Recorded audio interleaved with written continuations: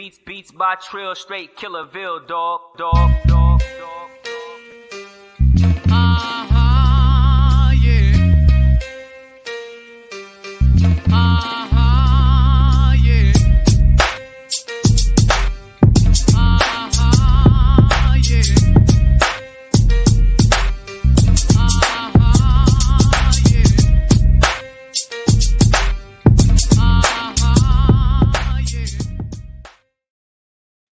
That's right. We back. Another episode of the Paul Picker Podcast, aka Triple P, aka the Common Sense Podcast. Your source for music, sports, politics, world events, and much, much more. Right now, I got a special guest about to come on. This guy is an absolute beast in the ring. Bareknuckle fighter out of the BKFC, undefeated, the one and only Edgard, the Dream Killer Plazaola. Edgard, what's good, man? How's it going, my brother? Thank you so much for having me. Oh man, I'm so excited. Please tell me I got your last name right. Yeah, close enough. Plazaola. Plazaola. Okay. Yeah. I want to start with where you from. I lived in Panama for a couple years. Nicaragua. What's life like in Nicaragua? Well, man, it's lovely, Of course, like that's what I can say about my country. Is That's where I was born. That's where I was raised until I was 17 years old. Um, I never, I grew up, like in a decent family, like I never have any needs, but at the same time, my mom always worked extremely hard, so I kind of, like grew up by myself on the streets, So, but beside that, like it's a beautiful country. It's getting a lot better as it goes, and happy to be able to represent it. That's what's up. Did you do any kind of combat sports when you lived there? Never. I wanted to. I remember, that's one of the things that, um, I mean, when I was, like young, it was karate back in the day. It wasn't any, like mixed martial arts or anything, right? Nah. But it always called my attention. I was one of those kids, I was short, skinny. All I had is a big head, so a lot of kids, like would like pick on me. And in my country, like you cannot let nobody pick on you because if not, it's the end. So, used to be in a lot of fights. So I always feel like the need, like, man, I want to know what I'm doing, because right now it's just being tough and athletic, I guess. But no, I never had the chance, Once again, I never needed nothing, but at the same time, my mom needed to work hard, to provide for us. So I never even dared to be like, oh, you know what, mom, I want to do martial arts as well. But I grew up doing a lot of sports and fighting on the streets a lot. Well, nobody's picking on you now. What were you doing before bare knuckle? Well, doing before bare knuckle, I was doing mixed martial arts. Okay. As a professional, I went 4-0. As an amateur, I went 5-0. So my whole career has been on the feet up to this point. With God's grace. So yeah, that was like my bread and butter. Always my entire life, like since I started, I had never stopped training because soon after starting my training, I got in love with the sport so much that I wanted to be an instructor as well. I wanted to be a coach. I wanted to get my black belt. And obviously, now with all the experience that I have, and as a black belt, that's one of my biggest passions. So I was doing, my mixed martial art training, fighting, and also coaching a lot. Now you're in the featherweight division, right? Yes, sir. Now you're probably gonna be moving up them rankings really fast. Like I didn't know much about your opponent, but I seen you fight at the Seminole Hard Rock Cafe before this last one, and you was a beast. And I knew there was no way you was gonna lose this fight either. It seems like they're gonna have to start giving you some tougher cats. Yes, most definitely, and that's what I'm looking forward, at the end of the day, that's absolutely the plan for me. I want to, like start moving up on rank and, I know it's just once again, that's something that I already expected. I know that every fight is gonna be harder and harder. So we continue preparing and also getting better and better at the same time. Who's the next ideal opponent, you think? Anyone that is wrong, to tell you the truth, once again, I think I have proven myself already. My last opponent, it was a tough opponent as well. So I'm ready for anyone in reality. Like I'm really looking forward. My mentality, I always like to say, I'm already the champion, so whoever they put in front of me, it's my duty to defend, my title, my title. And by keeping that mentality, I know that I'm gonna actually get to get that physical belt. Well, I just recently interviewed Kai Stewart before he fought El Gallo, and I must say, man, like he's in jeopardy, man, with you in this division. He really is. You got El Gallo, you got Howard Davis, you got you, Jimmy Rivera. I mean, that would probably be a good next fight. I mean, I don't know too much about these other guys. Now, watching your fight, it seems like you're deadly when you get people on the ropes. Is that really you try to get people on the ropes a lot? Because once you get them on the ropes, it's like they having a tough time. Yeah, man. Listen, at this point, like it's not like it's a secret, like what what I'm where my fight is, what I wanna be. I wanna, like be in the middle range where I can grab you if I want to, but I can also can have enough space to generate power.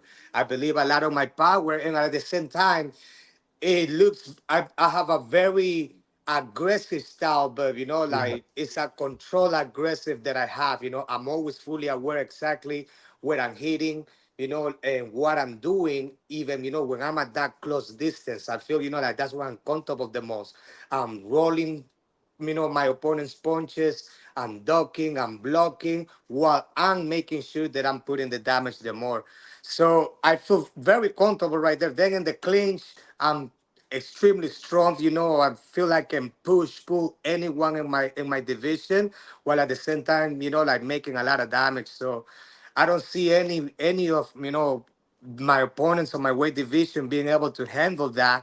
And then as well, like when it comes from the outside, I'm extremely explosive and fast, going in with hard shots. So once again, I'm feeling, like the now at this point, even myself, I'm finding out, like what's my comfortable stuff, and it's my opponent's job trying to figure it out, and it's my job to improve it and change it and mix it up, so that way, like it becomes hard to figure it out. None of your fights went the distance, right? No, sir. Or to this point, like we still certified finisher, closing the deal. Now, are you always trying to end it the quickest possible? Because I know somebody was saying that we interviewed before that BKFC is different in boxing. Like boxing starts out slow and then it gets fast, but BKFC starts out fast and it gets slow. You agree Yes, with that? yes, absolutely. Look, that's definitely my goal. Like my goal is not just win. My goal is always to win with in a fashion way. And for me, the fashion way to win is by finishing my opponents and not leaving it to the judges.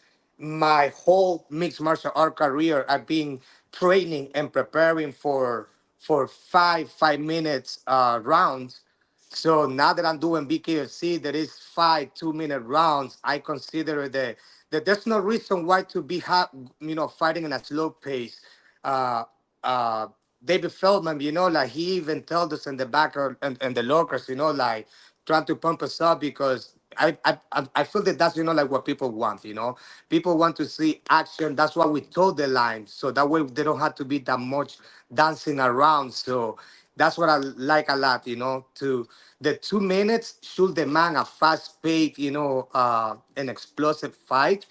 But at the same time, like displaying proper skills as well, because you need to be cautious as well, because sometimes you might be the dominant fighter, the better fighter, but all it takes is, one cut or one punch, to get you to change everything completely. So you also have to display, good fighting IQ and proper skills as well. But yeah, in my opinion, yeah, 2-minute round should be going, going, going, going. What would you say is your greatest strength as a bare knuckle fighter? My natural abilities with the better say, like my talent with my work ethic, man. Like I feel the, I guess, yeah, it sounds, how do you say it? It sounds gotcha, but that's exactly Cliche, yeah. what that's exactly what I think. Like a lot of people has the talent, but they're not willing to put the work. My, and I feel, like I had the natural ability since I started doing this. I always felt that, like God blessed me with this natural skills that I have and talent.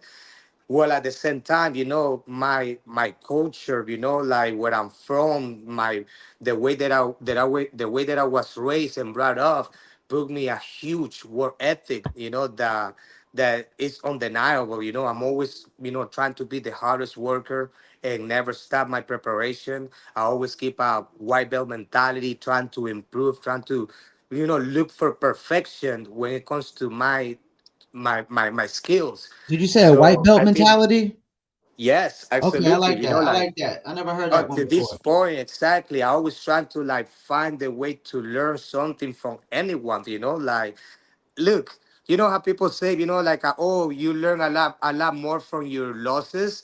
That's something, like the Jason I've heard Suarez, that. a good, friend of me and coach, put to me that mentality. He retired undefeated, and that's my goal as well. And that's how we keep that undefeated mentality. I'm not waiting to lose to get better, like every single fight I'm trying to like see, okay, what did I have to fix, what I did wrong, and start working right away on that and a lot more other stuff. So this last fight was amazing for me because I went 4 rounds opposite to my previous one that was a lot quicker. So there was Mhm. a lot more things that I had to learn, that I got to learn from, and that I had to improve.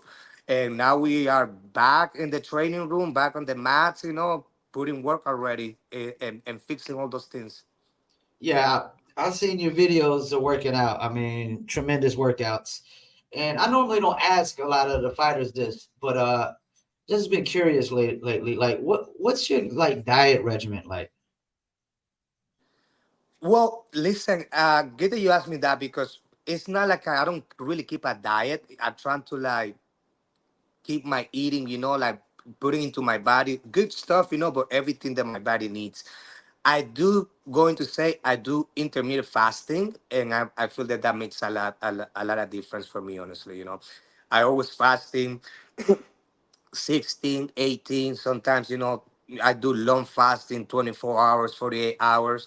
And I train while fasting as well. So, that allows me, like to burn a lot of fat instead of retaining. So when it's time for me to eat, I'm honestly, I'm not gonna say that I'm the perfect eater, but like I try to like just make sure that I'm eating my good lean protein. I try to keep a diet high on protein. But I still have my carbs. I'm not afraid of fat or anything. I have my sweets as well. Everything in balance. Everything controlled. But fasting for me makes the difference. What's your opinion of like fighters that fight like two weight classes? You think Say it's that a hard again. thing to do? Like, what's your opinion of fighters who fight two different weight classes? I mean, I think like I don't see nothing wrong with it. If you feel that you finally dominate your weight class, and you don't see nothing else there, like why not to explore, especially if you're in a good range that you're not gonna be killing yourself to be making the weight and so on. Yeah, because I noticed some people say they kill themselves trying to make the weight up to the point of the fight, and then by the time you make the weight right before the fight, it's like they done took out so much energy, draining themselves to do that.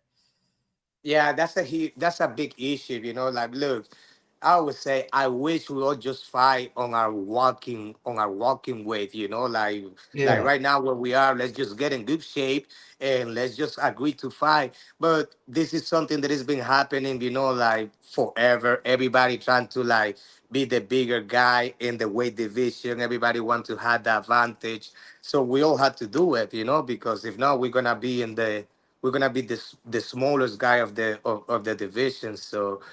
But if it will be up to me, man, listen, let's just get 6 weeks, to prepare, get in the best shape of that we possibly can. Less weigh in without having to kill our body. I think that we've been be putting a better performance, because there's a lot of fighters that they still don't know what they're doing when it comes to that aspect. So that's why you see it dying and there, and gassing out and not being able to perform, and a lot of them quitting. Like you see, man, it's unfortunate, but you see a lot of quitting on BKFC I've seen a because of lot lately. I've seen a lot you lately know with you know what cats I'm talking about, they hit that and, knee and and they're like, nah, man, I'm done. yes, and I see that what I'm a fighter. I know like okay, he got hurt maybe for back to the body, but no, it's just lack of preparation. Lack of even hard, because a lot of times, yeah, you could be tired, but like if you have heart, you should be pushing. But I think that the wake up is a huge factor as well. How hard is it to train for some of these fights when some of these guys only got one fight under their belt and you don't really know much about them? I don't have a problem at all, my brother. I never pay too much attention to my opponent, to tell you the truth. Like a lot of people might criticize that because they get it from like the from studying fight and the game plan and all of that. But once again, I'm so busy all the time trying to improve me and trying to like focus on what I have to do better, my footwork, my head movement. Oh, I'm dropping this hand. It's so many things that I need to tie up on my game. That how am I gonna be like worrying about what the other person, about what my opponents You are know, you doing? remind me of you like the predator off the movies. Like they're always hunting and finding ways to just get better and better and better and better. Correct, exactly. Look, I have an amazing team too. I have my coaches. I feel that's how we always been. It's my coach's job to watch the films and to give me the proper drills, the proper training partners, and tell me exactly what I need to do. And my job is to go there and perform. And worry about me, what I'm gonna do to them, not what they're gonna do to me.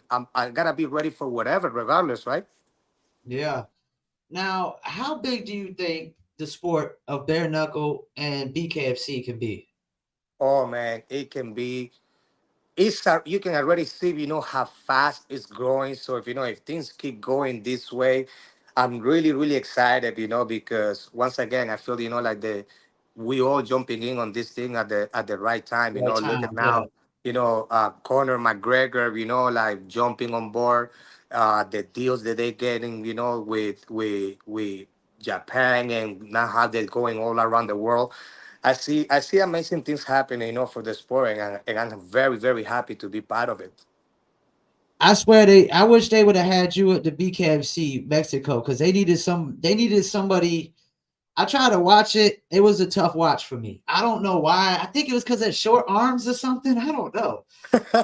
It was a tough I watch didn't for I me. didn't watch it. I gotta watch it. Now you got me curious. Yeah, it was a BKFC Mexico was a tough watch, and they had a lot of Mexican fighters in there. I didn't really know too many, but a lot of people I've seen say it was a tough watch, a very very tough watch. Oh wow. Yeah, the Conor McGregor thing. So you think that takes BKFC up to another level, right? Yeah, most definitely. Like obviously, he's a big name. When it comes to combat sport, like David Feldman said, like when he calls, people answer his phone calls. So it's definitely a good thing. Also, you can see that he's a partner that he is involved. He is Yeah, a yeah. fan. Like he is a fan. He likes the sport. He respects it. He admires us as a warriors. And he appreciate how we like put it in the line to like the next level, like modern gladiators. So I think that it's a good thing as well, because someone to have like someone of his name, his legacy, and at the same time, that he appreciate and value what we're doing. Do you ever get caught up in trying to get the fight of the night? You get that bonus? No, I'm always trying to. Yeah, I'm not gonna lie. Like this last one, actually, like the president in the back there's, in the five meetings, he actually mentioned that he has, some extra cash, like to give beside the regular bonus, Yeah, um, for whoever fight their butt out, for whoever fight their ass out. And as soon as he said that, I was like, okay, good, because that's what I'm here for, So it's not like I was planning something different. But knowing that there was some extra money, of course, like kind of like motivate you. But reality is, I'm always going in there to put a performance. So yeah, like any bonus that come, excellent. But my biggest fear is to get in a fight that is a boring fight. Like the people are not entertained. So I always go in there, and that's why like I always trying to find those opponents that are right for it. Where we can put a show. Basically, I always tell my opponent, let's put a show, let's put a show. If I had a chance, obviously, to cross work with them. So yeah, I always want to get that performance. I always want to get that finish of the night, most definitely. that's what's up. What advice would you give to somebody just for the first timer trying to get into bare knuckle fighting? I'm sorry, repeat that, What repeat the advice question. would you give a first timer trying to get into bare knuckle fighting? What advice will I give? um Believe in God first of all, like, Okay. and that's very important, like you need to have something superior to believe, and just make sure, like that you're ready to put some work. Like, it's different, like you need to know that you are cut up for it. That's why not every boxer is doing this. That's why not every MMA fighter is doing this. Like, it's different getting hit, like bare knuckle, getting in a fist fight where every single punch hurts. With gloves, like sometimes, yeah, you even can get rocked or knocked down, knocked out, but in reality that doesn't hurt. Bare knuckle hurts. Punching hurts. And getting punched hurt. So make sure that you know what you're getting into it. Like you need to have it on you. You need to have the duck on you. So you're a family man, right? You got a family, right? How's your family like feel about you bare knuckle fighting? Oh man, my family is extremely supportive. That's what's up. They know basically that this is my purpose in life. This is, like what God has in plan for me. My wife has like she met me since I was an amateur. And she always, when I was an amateur MMA fighter, when she met me, like I told her straight up, what was the plan is. At that point the plan was, listen, I'm gonna be the next UFC featherweight champion. So you better be ready for it, because right now, basically, I say right now we're gonna eat the wind, but whoever eat the wings with me, then later on we're gonna eat the breast. You know, uh, it sounds better in Spanish when I say it, but I'm trying to say, like we're gonna go through hard ones, but then, like I want you to know that I'm gonna make it. Life happens, obviously, and MMA, I guess wasn't, like the plan. But now with BKFC, it's exactly the same thing, and she already knows my mentality. And now that I'm doing this, she knows I'm full in. My kids, like they believe extremely hard on me, like they think I'm invincible, I guess, for Yeah, them, daddy's a I'm badass. yeah, and their hero. But that being said, like my oldest daughter always super concerned, like when I come, after the fight with cuts and stuff, because That was gonna be my that next she's not used to it. question. Do they ever get worried that something might happen to you? Was that? That was gonna be my next question. Do they ever get worried that something might happen to you in the ring? No, not really. They don't get. I don't think they get worried about something me happen to me. My daughter, like I say, what she does, she gets upset when I get, like cuts, or when I get a black eye, even for training. When I come home, she's like, "Daddy, why you let them do that to you?" I'm like, "Sorry, mama." Like sometimes it happens. But Yeah, no, they 'cause always. this I sport is, always. is a lot different than every other sport. It is, most definitely. But I always try to transfer to my family the same confidence and belief that I have in God, my Lord Jesus Savior as well, and in my abilities as well, So the same way that I feel when I go into getting in a fight, I'm always prepared for the, I'm always prepare for the worst, but I'm always expecting the best. I call it, So it's the same mentality that they have. They always believe they everything's gonna be okay, but they know the business that I am too. Now, do you got? I mean, you got any fights that stands out for you of being your most memorable fight, Um, in BKFC. or just in general? Well, you know what? I will have to say my MMA fights, like were very clean, very solid, total domination for me. I'm a complete fighter, so I had knockouts, I have submissions, and I never ever felt yet that I had to like. I had to push hard, but I never felt like really really in danger. But if I had to say, it would be my first BKFC fight, most Okay. definitely. First of all, it was different. Like I said, like adjusting because the training it was good. We trained. I was even hitting. Like and drilling a little bare knuckle to get used to it. Like seeing, fists coming at me instead of gloves. But Yeah. then when you were in the fight, one, I didn't feel like too comfortable because my first opponent was a southpaw, and we were not preparing for a southpaw until like 3 weeks. Like no 4 weeks, I would say. Before the fight, right? And that like throw me off. And two, like he was a lot better than what we anticipated as well. And three, the punches, the bare knuckle punches, like feeling them. Once again, I never felt hurt, like like I stung or anything, but I did will feel like, okay, these punches hurt as well. And uh I felt on that fight, I did overcame all of that, I show a lot of me. I show that I can still finish the fight at any point. And most important, I got a beautiful, like triple cross finish, that I finished exactly how I wanted to finish my opponent. Did you get nervous at all before that fight? No, no, no, I didn't get nervous, like for some reason, for a split second, I got worried how calm I was because after before my first BKC fight, I wasn't active. I wasn't actually like inactive for like almost 6 years, Okay. and I thought that I was gonna be a little more nervous. But it kind of surprised me that I wasn't as much. But then I realized, like, listen, this is not the first fight that I'm getting into it, and like I always say, like this is just another fight. Like after once you have, couple fights on your belt, that's what it is, Like every fight is different, but I already been in a fight basically. So that kind of like always calm me down.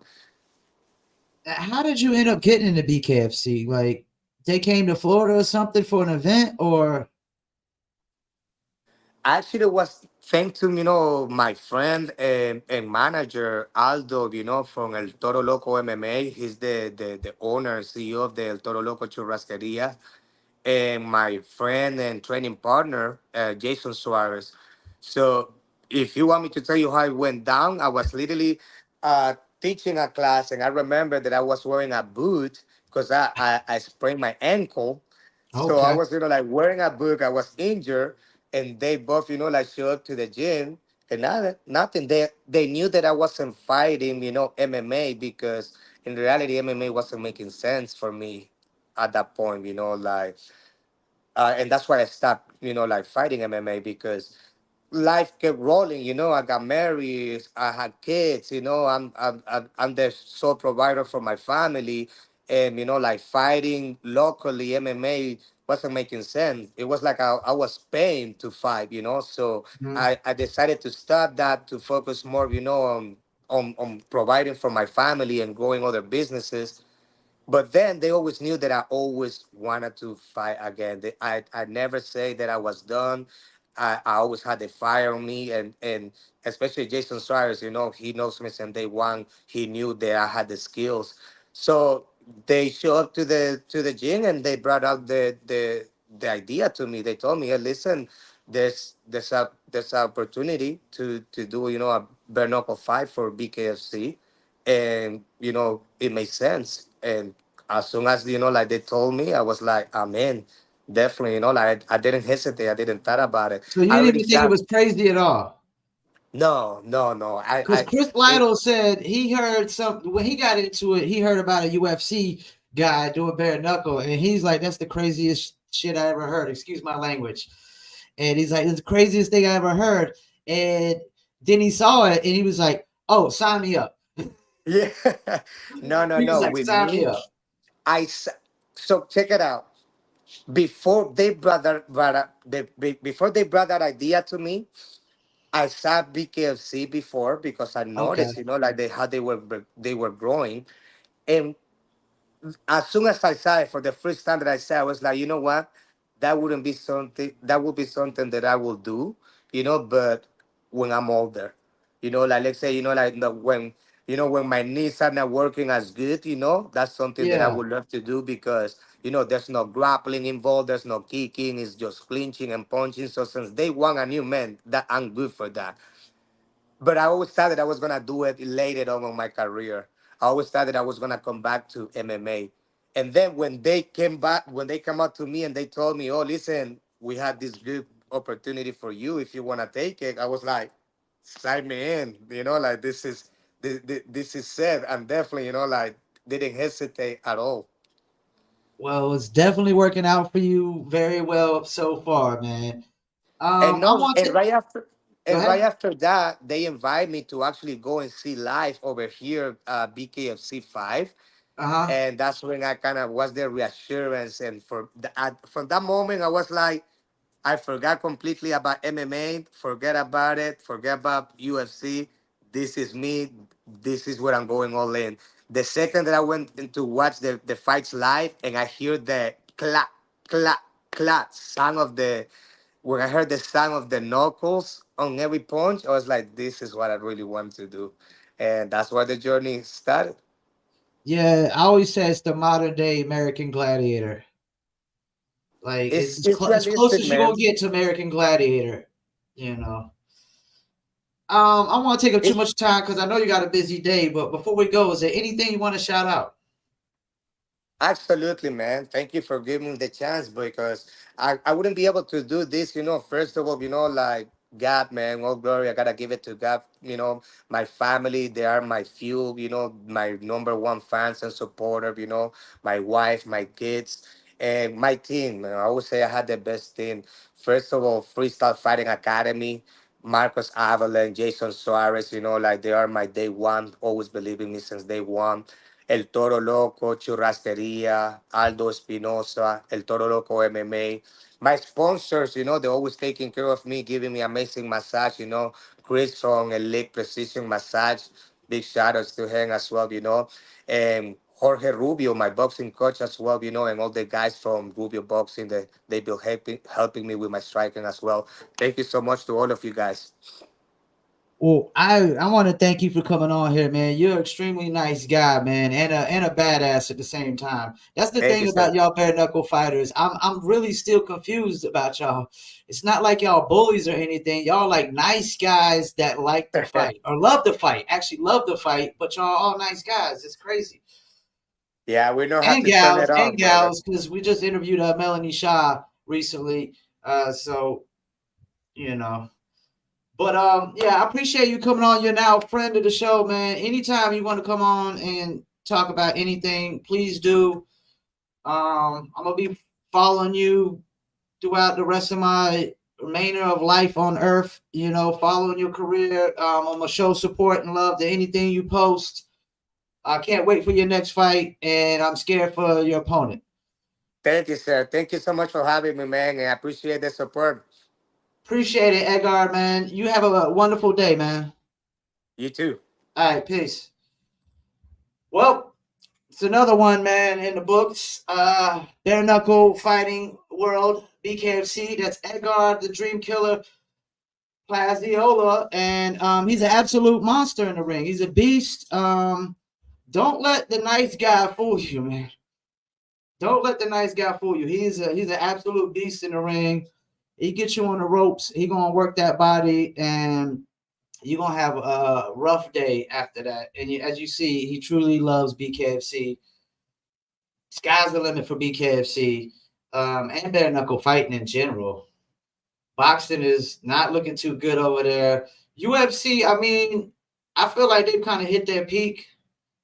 They could still get somewhat bigger, but I feel like they hit their peak. Bare knuckles came up in a very short period of time, very fast. I mean, they're selling out more than a lot of WNBA games, which is 27 years in and still ain't making a profit. But once again, I want to thank y'all tuning in to another episode of the Paul Pickett Podcast, where we take you to the world of bare knuckle fighters and more. And I need to get back into the comedians here soon too and whatnot. But thank you for tuning in to another episode, and check out Edgard, the Dream Killer, Plazaola. Absolute beast in the ring, man. Thank you for tuning in. Peace, and I'm out.